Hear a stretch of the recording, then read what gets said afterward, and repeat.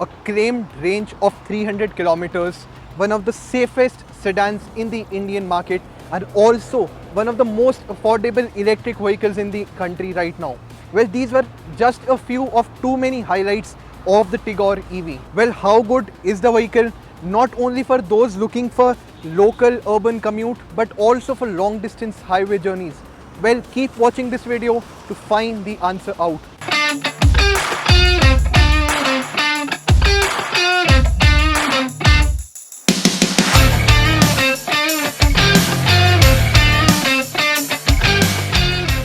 Well, on the design front, if we actually compare the Tigor to the standard vehicle, well, we do get a number of changes which differentiates it and tells you that this is a completely new version of the vehicle with an electric motor. To start with, you have these electric blue accents right at the front.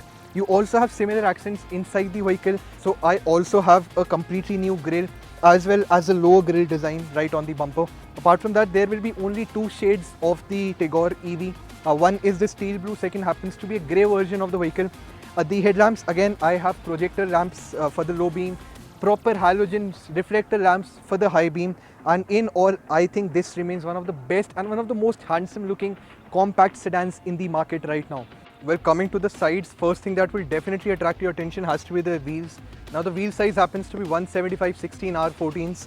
Very attractive design, I must say, but let me tell you, these are not alloy wheels but steel wheels with wheel covers. I also have the same blue accent right here, and in my opinion the overall design complements the design of the Tigor. I have this chrome rind running across the windows. Also I have a chrome strip right on the door handle, and in all, if I'm looking at the side profile of the car, especially the sloping roof line, which makes the roof almost meeting the boot, giving it a coupe sort of a look, well, definitely makes it very attractive. The color shade is something that I'm really liking. The pearl effect on the paint, the chrome and the alloy wheels will definitely make it very attractive car from the side. Well, how's the rear design? Let's check that out as well. Well, something that makes the Tigor very special and very unique in the compact sedan segment has to be the rear end of the car. Again, the high boot lid, a very bulky bumper gives it a very unique look. Well, I have these clear tail lights, a very prominent chrome running across the width of the vehicle. I have Tigor branding, again EV branding right on the right side of the car, and in all, if I'm looking at this vehicle, definitely looks very bulky, very attractive, very robust, and somewhere a lot more different than what we see in this segment.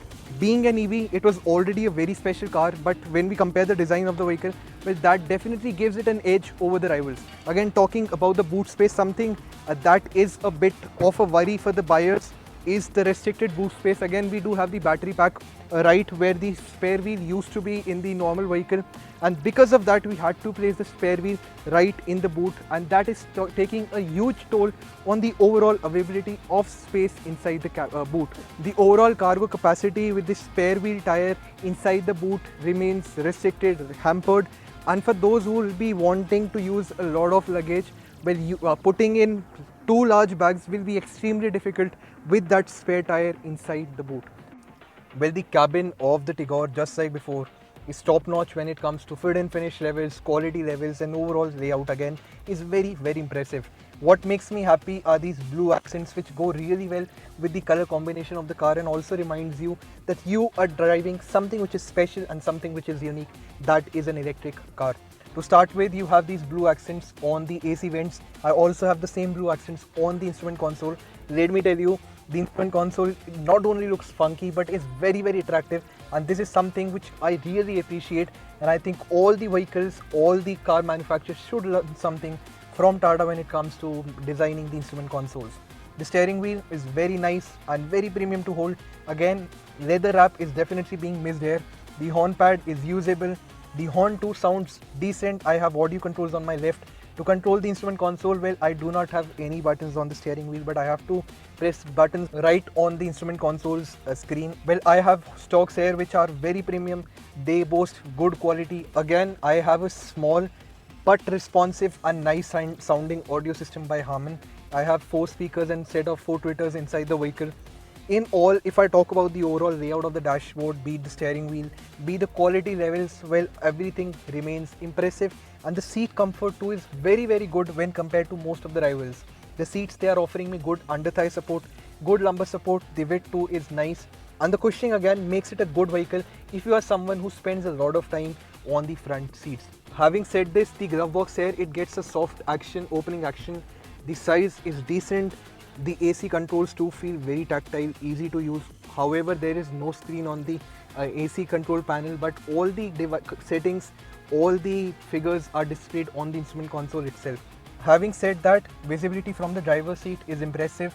The ORVMs are very large, give me a nice view of what is happening behind. I have a good view of the front. Again, the A-pillars are thick but not as thick as most of the rivals. And again, the cornering visibility too is decent. The rear visibility, however, feels restricted. I would have appreciated bigger IRVM. There's no auto-dimming feature offered with the vehicle, and the high-set boot lid definitely takes a toll on the rear visibility. Having said that, once inside, the sound insulation levels, the NVH levels, the quality levels will definitely leave you impressed, and I think the Tigor is right now offering one of the best in-cabin experiences in the market. Well, before we begin, do hear this. Well, yes, that's the reassuring third that you do expect from cars like the Tigor. The build quality again is very impressive, sound insulation is impressive. So while talking about the space, the front seats have been adjusted for my driving height. I stand 5'10", and somewhere I do have decent space. The scooped out seat backs to help in actually making or improving the legroom in the cabin. Once inside, you'll appreciate the under thigh support, you'll appreciate the lumbar support. One thing which is worth noting is that there are no adjustable rear headrests, but again, height of these headrests is sufficient, and I don't think anyone will feel that these are not so usable. Well, I also have the armrest right in the center with twin cup holders. In all, comfort wise, features wise, I think a great place to be in. I have space to keep a large water bottle. I have tweeters right here. I have a speaker mounted below on the door panel. Again, there are no rear AC vents, but the performance from the AC is adequate. I have these grab handles on both the sides and a cabin central mounted cabin lamp as well with LED bulbs. Having said that, the window area where it is large enough to prevent you from feeling claustrophobic on the longer journeys, and I think the rear space will be something which will really leave you impressed. However, the rivals like the Amaze for that matter do offer slightly better in-cabin experience. We'll step inside the cabin of the Tigor EV, and the first thing that you'll be noticing has to be the NVH levels on offer.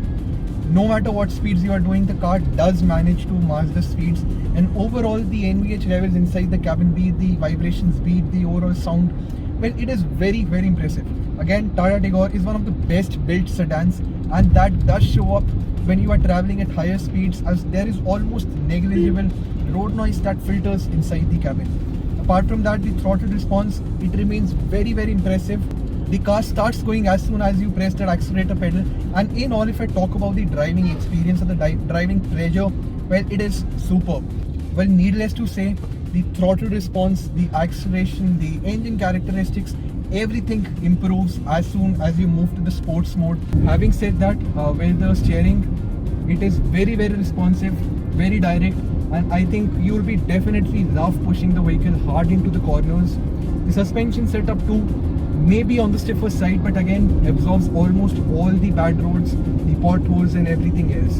In all, the suspension setups at the end of the day gives you a very mature setup of ride and handling balance. Braking performance, however, is decent but could have been better. The regenerative braking does help in improving the braking performance. The brake bite, however, could have been better. The pedal offers decent feel and feedback, and the visibility from the driver's cabin too is great. However, something that I really want to talk about, it has to be the rear visibility. The IRVM and the glass too are very small, and I think the overall visibility that I have could have been slightly better, but the presence of a very high quality camera right in the infotainment display with adaptive driving guidelines definitely help while reversing the vehicle. Well, after considering everything that has been discussed or observed so far, well, I think the Tigor EV will be a great companion for anyone who's looking for a vehicle for urban commute, occasional highway commute. Again, yes, if you are planning to take the car out on the highway, you may face some of the issues, reason being the charging infrastructure may not be as developed as we want, and somehow if you are somebody who's looking for a car for completely city usage, I guess Tigor EV makes a lot of sense. The car scores a lot of points in safety, comfort, and in fact, it is very easy to drive in city premises. Well, all thanks to the compact dimensions of the vehicle. Having said that, there's no dearth of features or the availability of the features inside the vehicle. However, there are a few niggles that I would not appreciate so much. For example, I do not have a central armrest, a rear AC vent is missing, better storage spaces could have been offered in the vehicle. But having said that, if you are somebody who's planning to use this vehicle to go to the office, do some city runabouts, etc., I think it's a great choice.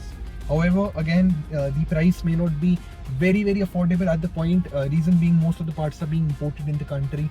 Again, prices of EV will definitely go down.